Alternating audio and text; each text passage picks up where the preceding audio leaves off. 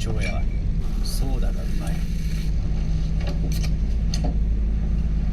だから熟成1年ソーダ缶、これが本格梅酒ソーダ。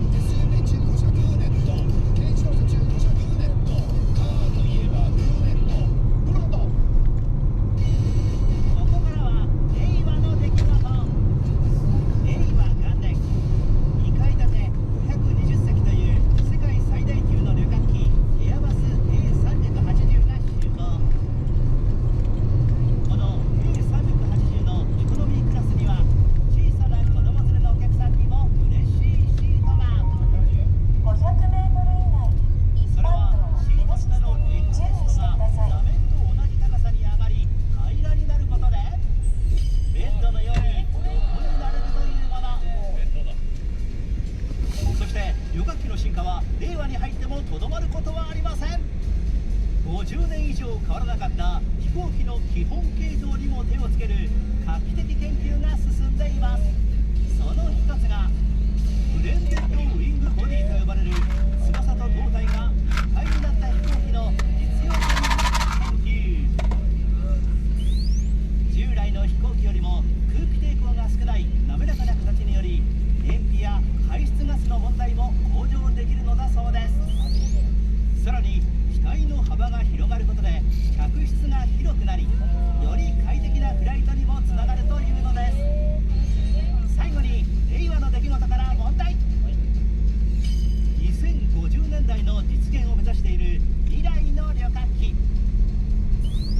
この旅客機を実現するための構造にはバイオミメティクスという生物の構造や機能を新しい技術開発に生かす発想が使われています。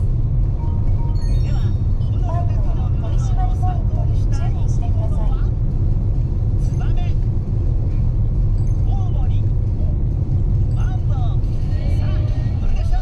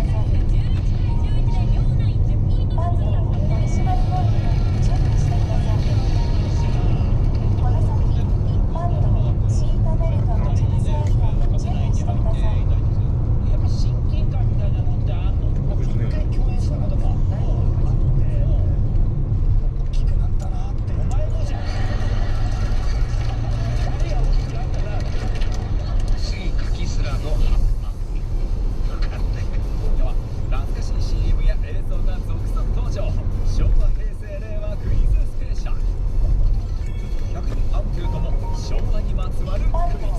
取締ポイント